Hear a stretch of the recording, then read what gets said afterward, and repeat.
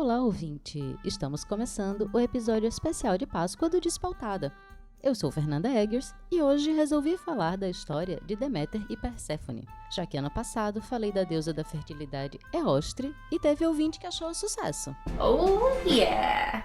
Antes de embarcarmos, vamos aos recadinhos. Rolou uma pausa nas publicações do Despautada, porque o podcast também é cíclico e precisou de um tempinho para se conciliar com a sua TPM.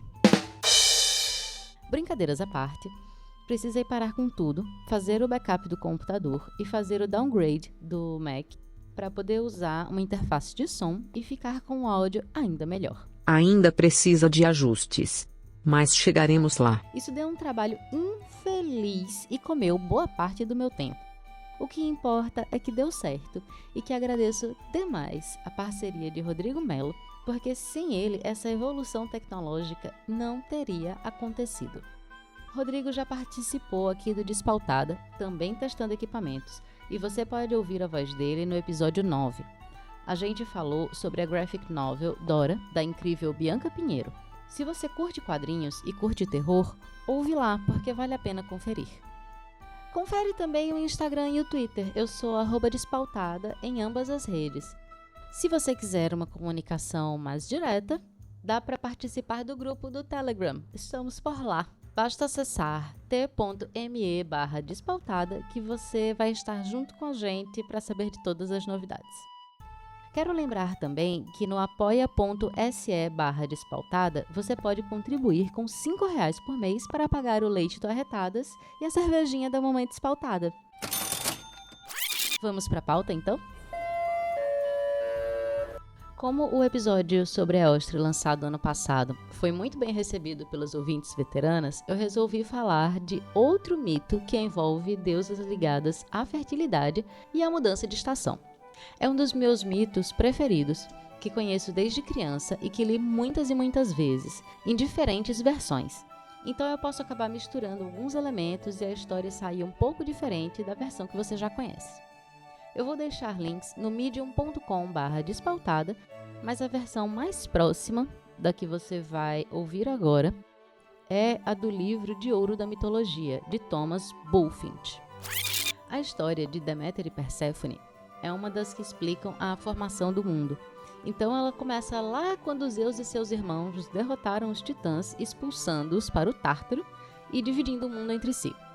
Zeus ficou com o plano terreno e o reinado no Monte Olimpo, Poseidon virou o Senhor dos Mares e Hades passou a reinar no submundo, que também recebe o nome dele. Depois da derrota dos titãs, alguns gigantes ainda resolveram peitar os deuses, sendo também derrotados e aprisionados debaixo do Monte Etna.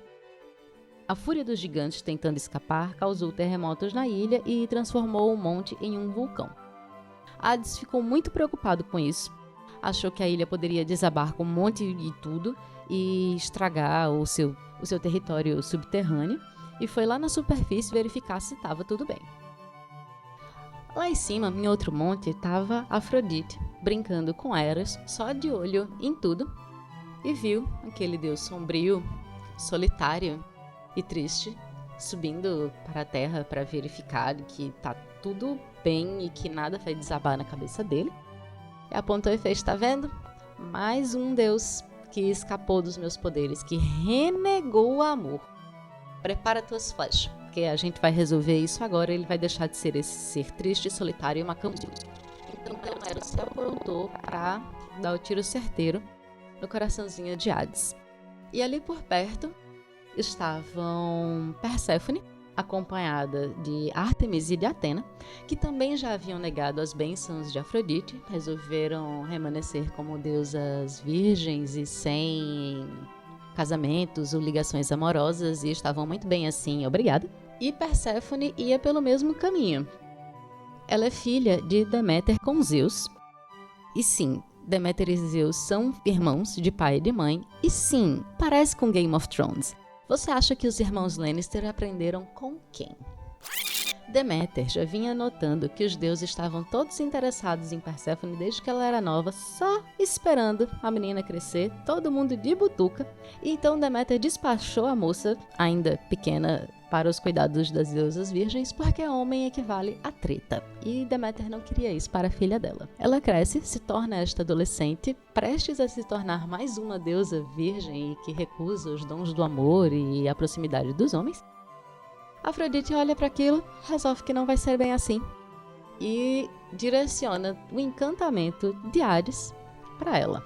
Hades nem nota quando é atingido pela flecha, todo preocupado em ver se o chão não vai cair na cabeça dos mortos dele. Mas assim que ele vê Perséfone ocupada com as flores, ele se apaixona imediatamente. Uma das faces de Perséfone é a da deusa da primavera, e uma das versões do mito diz que ela estava colorindo as flores quando Hades a viu e se apaixonou, e eu gosto desta cena, eu gosto desta versão, eu gosto de deusas com um propósito na vida.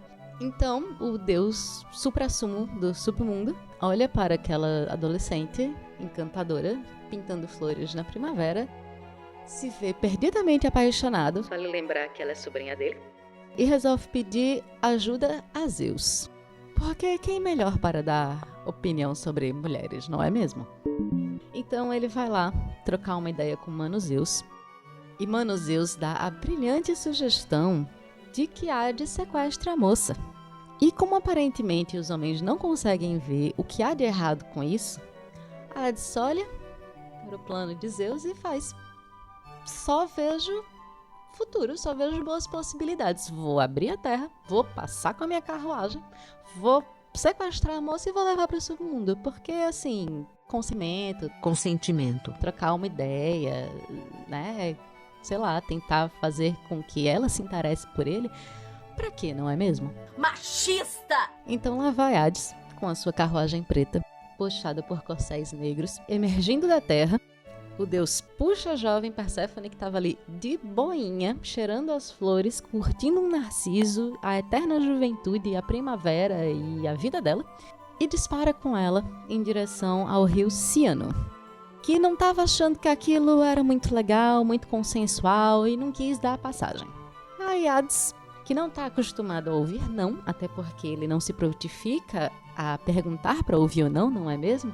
Dá-lhe com o tridente e aí o rio se abre e a terra se abre e a carruagem passa e encontra o seu caminho para o Tártaro, junto com Perséfone sequestrada, gritando: por favor, me salvem, me tirem daqui, um louco veio me sequestrar. Deméter deu por falta da filha e começou a procurá-la, e sem sucesso.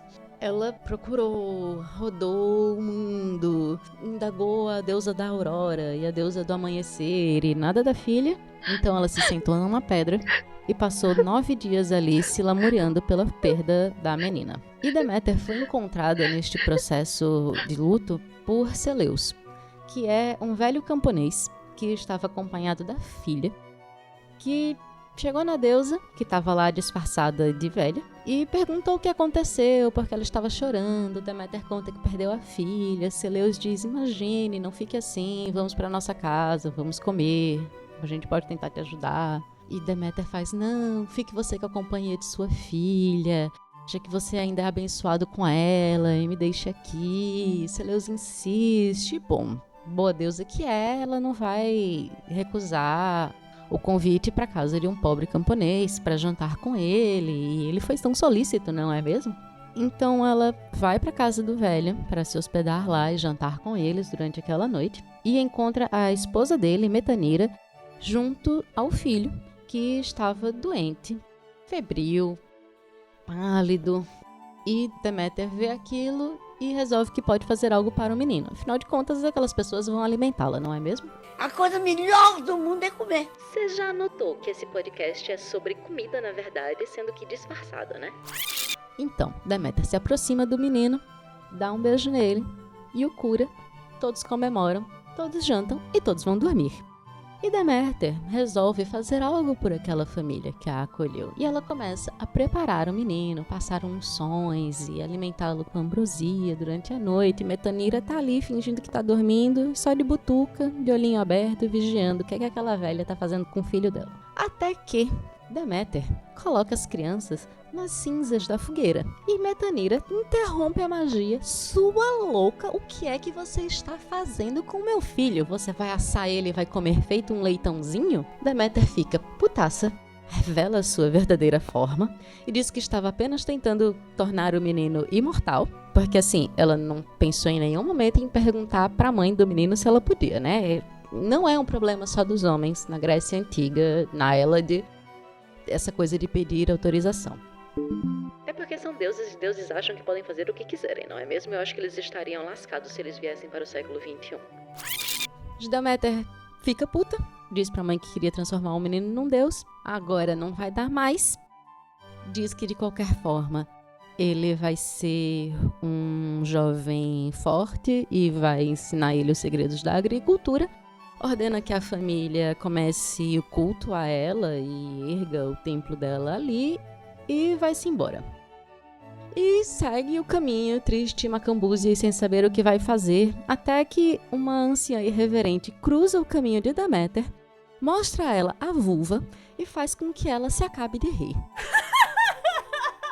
Eu gosto muito dessa versão, que eu descobri enquanto eu tava pesquisando. E assim, eu gosto deste elemento da irreverência feminina, trazendo alguma alegria para outra mulher, que é a toda poderosa e que tá sem saber o que fazer da vida. Animada, Deméter retoma a busca pela filha, até que ela chega no rio Ciano. E ele tá lá pianinho, morrendo de medo do deus do mundo dos mortos. Só que, em suas águas, surge a guirlanda que Perséfone usava no dia que foi raptada. Deméter fica pistolaça, resolve que a culpa é do rio e da terra e que já que a terra se abriu para o sequestrador passar, então nada mais vai crescer nela. E aí o gado morre, os arados se quebram, as pessoas começam a passar fome, os pássaros roubam as sementes, o leite azeda, maldição completa.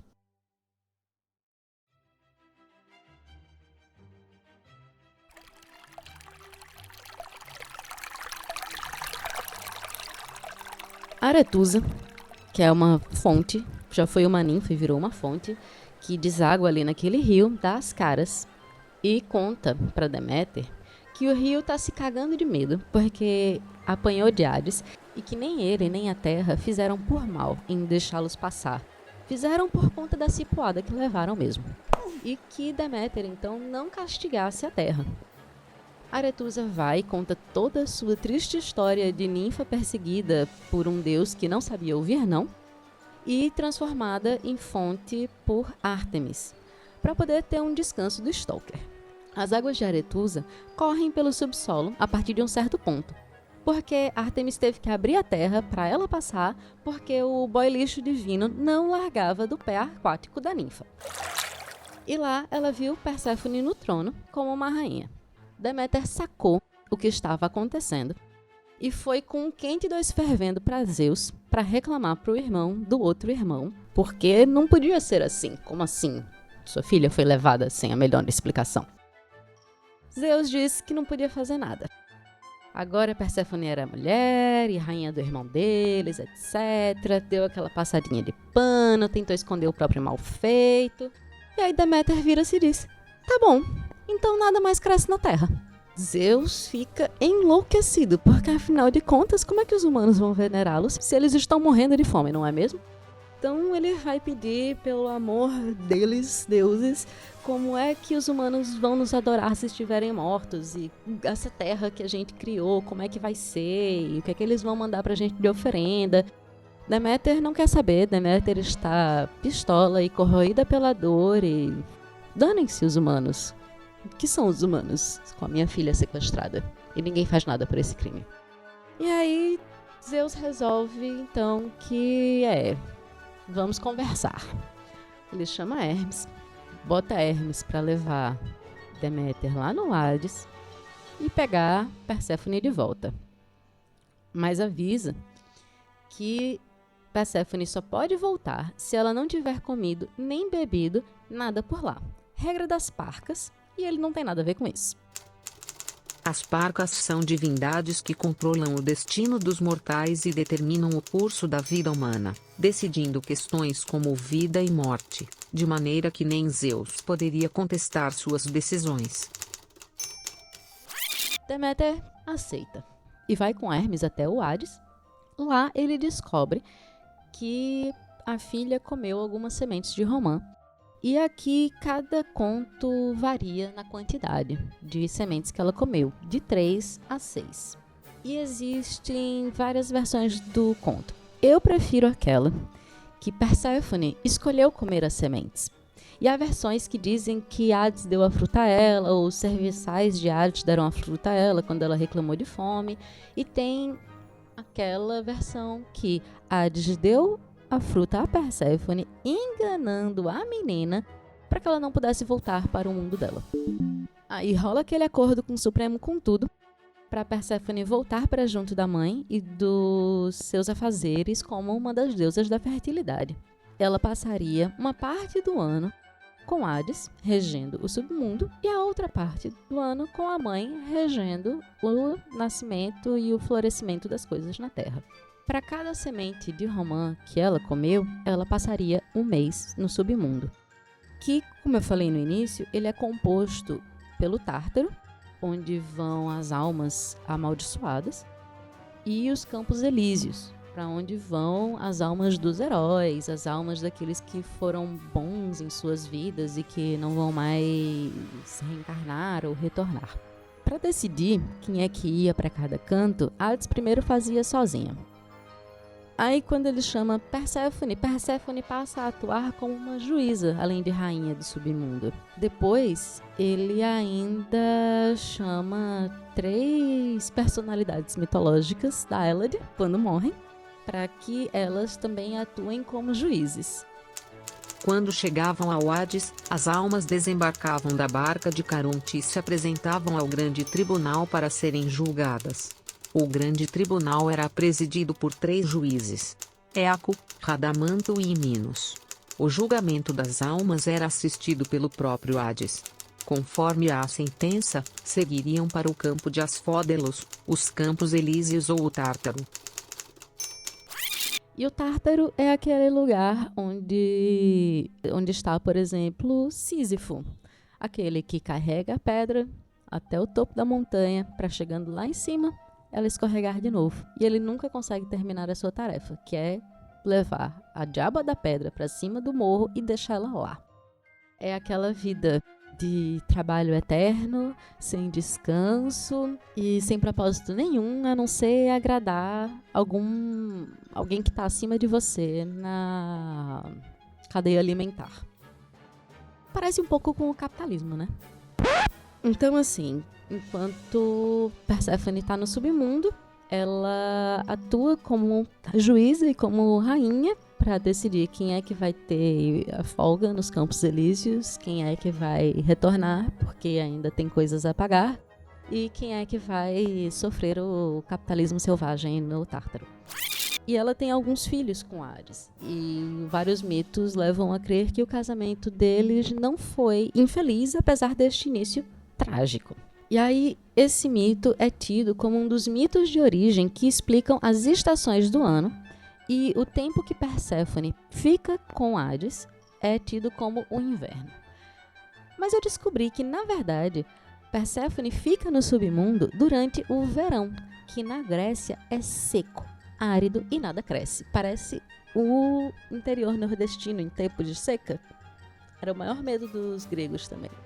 E eu achei que Perséfone, ela é muito esperta de passar os piores meses lá embaixo, protegidinha do sol, e que não foi um acordo ruim para ela. Perséfone volta para junto da mãe no outono, que é a época em que o trigo começa a crescer, e o rito principal do culto delas acontece nessa época, porque o retorno de Perséfone à Terra é o momento mais importante. E é a época em que o trigo antigo se encontra com o trigo novo. E a época também em que a rainha mais velha, a rainha mãe, a deusa mais velha, se reencontra com a deusa mais jovem. E Deméter, ela é ligada à fertilidade e à agricultura, e especialmente ao trigo. Tanto que quando ela é sincretizada pelos romanos, ela passa a se chamar Ceres e tem relação direta com o plantio e a colheita de cereais. O culto das duas revolve em torno desse ciclo dos cereais, desde a época da Arcádia. Ambas as deusas eram muito importantes e cultuadas como rainhas, e Perséfone tinha um papel importante nos ritos, tanto como a deusa jovem virginal que surgia com a colheita, quanto como a deusa madura, sombria, que regia a morte e guardava os grãos para que voltassem a crescer sobre o solo. E além de falar sobre as estações do ano, também fala sobre esse ciclo agrícola, esse ciclo de colheita e esse crescimento da mulher. Do momento em que sai de debaixo da asa da mãe, passam os perrengues na vida, se descobre, adquire conhecimento, que a gente pode ver no conto como as sementes de romã, e é por isso que eu acho tão interessante que ela mesma busque o alimento para aplacar sua fome, ou que ela solicite ao servo um alimento para aplacar sua fome, porque no momento em que ela ingere aquelas sementes, ela está ingerindo esse conhecimento, ela está adquirindo esse conhecimento do Hades, do submundo, de algo que estava guardado longe dela, longe dos olhos dela, e era um conhecimento ao qual ela não tinha acesso até ela descer ao submundo.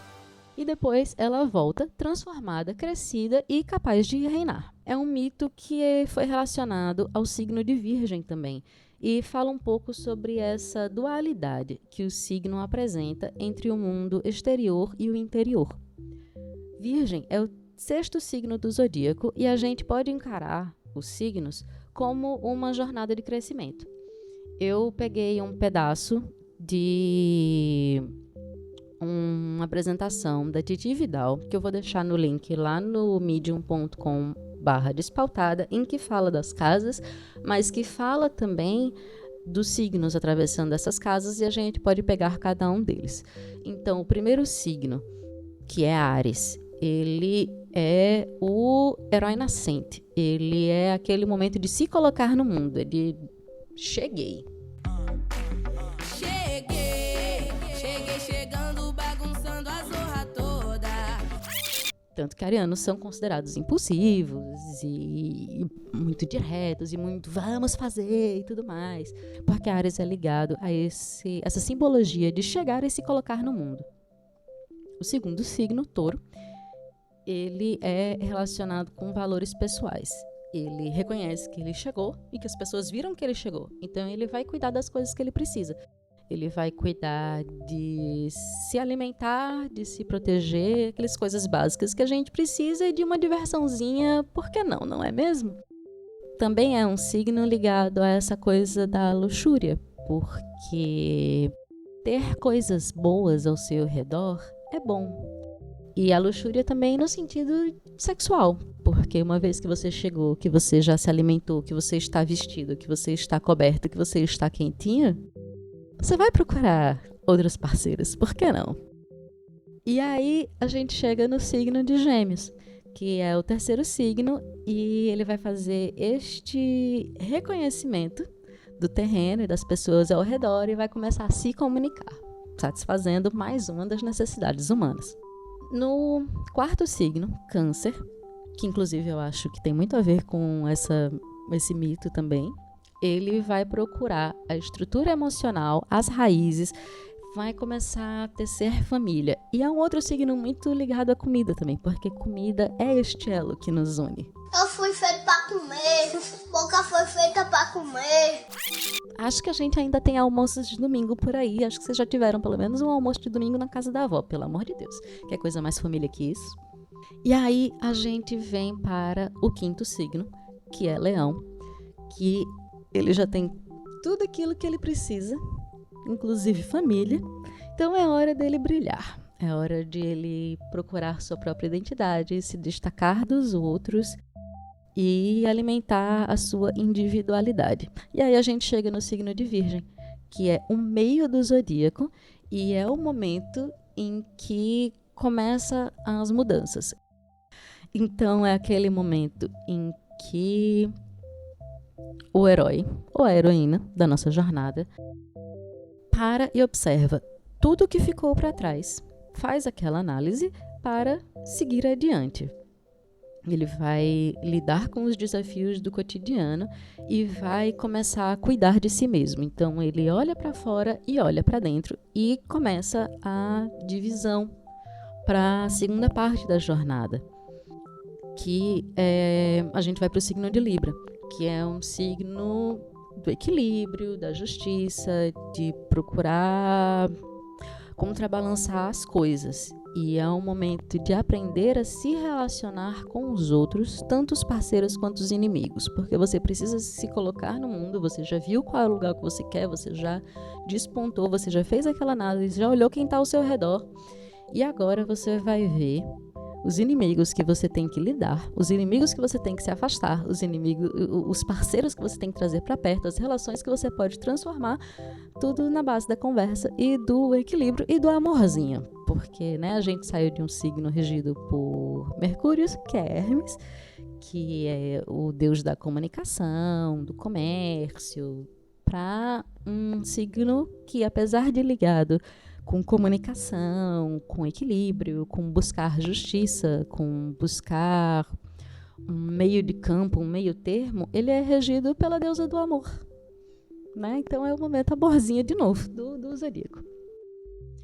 Aí a gente entra no signo de Escorpião, que uma vez que já lidou com todos esses valores e já lidou com os valores dos outros, começa a ganhar intimidade com as pessoas, começa a estabelecer elos mais profundos com os companheiros e começa a lidar com o ciclo vida, morte e vida, com perdas e ganhos, com morte, com mudança.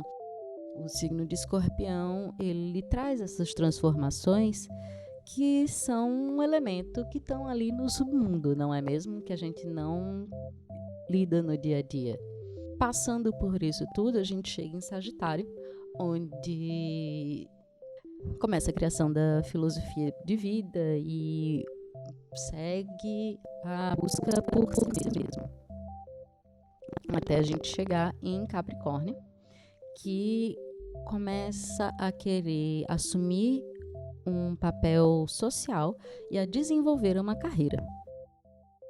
Então, o nosso herói passou por essa jornada toda até chegar no momento de viajar, curtir, achar uma filosofia de vida, voltar, constituir carreira, estabelecer bases, e ele entra em Aquário, onde ele vai reunir o grupo e compartilhar as ideias e passar adiante aquilo que ele aprendeu e fazer as suas conexões malucas das coisas que vieram da vida. Sim, chegamos em Aquário. Aí ele passa para Peixes, onde essa identidade individual é dissolvida, é transformada numa identidade de grupo, que fica aquela coisa bem viajosa, bem maior, somos todos um, poeiras das estrelas, e o herói está pronto para partir, porque ele já cumpriu o seu papel e ele pode recomeçar o ciclo, ou como um herói renascido ou como um herói transformado que vai passar de novo pelas mesmas etapas, pelas mesmas fases na próxima missão do jogo da vida. E aí existe uma história que diz que inicialmente os signos de Virgem e Escorpião eram um só e que Libra não existia. E o signo de Libra foi criado para se colocar entre eles e dar esse equilíbrio necessário entre a busca do conhecimento prático, objetivo, organizacional, essa parte mais analítica do mundo de fora, e a busca do conhecimento interno, subjetivo, simbólico, e que Virgem continua sendo esse ser analítico do mundo de dentro. E o mito dessas deusas trabalha justamente com esses dois pontos, que é a busca do conhecimento e da organização da terra, pelo plantio e a colheita, pelo desenvolvimento da agricultura e também pela busca desse conhecimento do ciclo da vida e da morte, né, dos saberes ocultos e do crescimento interno, dessa busca mais psicológica, mais profunda. Então, a gente tem aí uma característica que é tida como do elemento de Virgem, é do elemento dessas duas deusas, do culto dessas duas deusas, e tem esse elemento da busca do eu interior e do profundo e de olhar para o abismo, que é muito ligada ao signo de Escorpião. O conto fala também da perda das flores, que eu esqueci de mencionar lá no início da história, mas quando Hades arrebata Perséfone para o inferno, que, né, é um inferno diferente da tradição judaico-cristã que a gente tem por aqui, mas, enfim, submundo e inferno. Quando Perséfone é levada para lá, ela perde suas flores. Ela tinha umas flores colhidas na saia, no avental, e as flores se perdem quando ela é levada. E é uma referência bem óbvia à perda da inocência de quando nos tornamos adultas. Não apenas por essa obviedade da perda da virgindade, mas também porque a inocência ela é perdida quando a gente adquire certos conhecimentos e passa por certas situações de forma que a infância fica para trás e deixa aquele gostinho leve e doce e saudosista, mas é um período no qual temos menos agência. Enquanto Perséfone era Core, a virgem, ela tinha a liberdade limitada ao jardim e às companhias escolhidas pela mãe. E apesar de não ter descido ao submundo por vontade própria, isso permitiu que ela tivesse contato com lugares e saberes distintos e permitiu que ela fizesse mais coisas. Durante 1/3 do ano, ela é rainha, juíza e deusa no submundo, no reino dos mortos. Isso é uma gama de saberes e conhecimentos bem distinta daquela que ela executa enquanto deusa da fertilidade, da agricultura e da primavera no mundo dos vivos. E aí você sabe uma coisa que a gente faz 1/3 das nossas vidas? Dormir. E abrir caminho para o inconsciente pintar, bordar e resolver umas pendengas na cabeça assim, que a gente não resolve quando está acordada. Então, durante esse terço em que a Terra está dormente, Deméter está chateada sem a filha e a filha está lá colocando ordem no pardieiro do marido e fazendo um trabalho que é um trabalho invisível. No resto do ano, a gente tem a vida ativa, o plantio e a colheita, a produção daquilo que só é possível quando a terra teve seu descanso, as sementes tiveram tempo de germinar no escurinho e o subconsciente entregou umas paradas organizadas e resolvidas para o consciente trabalhar. Se você ainda não teve a experiência de se matar de estudar um dia até estar muito cansada e não aprender porra nenhuma, ir dormir aquelas 8 horinhas sagradas, no dia seguinte, quando você pega os livros, de repente você entende o conteúdo, faça! É uma experiência incrível. Isso é o seu subconsciente trabalhando com aquele mundo de informação que você deu para ele e não deu tempo para o seu cérebro trabalhar. Então, dessa forma, o conto se assemelha a essas características virginianas de sede de conhecimento e o desafio da busca pelo equilíbrio, além de falar de uma deusa que está ligada ao crescimento ordenado da natureza em parceria com o ser humano e não da fertilidade selvagem da terra que acontece independente de nós. E é um mito incrivelmente rico que permite dezenas de outras interpretações além dessa, e eu espero que você tenha curtido. Eu fiz essa relação com o signo de Virgem, porque além de ser um signo incrível e pouco considerado, porque as pessoas só conseguem ver a superfície, essa deusa arquetípica do signo tá junto de outras, como Ísis e... Wait for it! Sim, ela mesma, Eostre, a deusa celta da primavera da qual eu falei ano passado. Com isso, nós fechamos o ciclo e eu não sei o que será da Páscoa do ano que vem. Eu espero que você tenha gostado desse episódio, que se tiver sobrado chocolate da Páscoa, manda pra cá e vamos trocar uma ideia sobre deusas, mitos, simbologias nas redes sociais. Eu tô no Twitter e no Instagram como @despautada. Você pode encontrar todos os textos e episódios no medium.com/despautada. E pode dar aquela patrocinada maneira no apoia.se/despautada. Lembrando que é promoção, viu? Você paga um e leva 2 podcasts. Você está contribuindo também com o Arretadas. Eu fico por aqui e até o próximo episódio.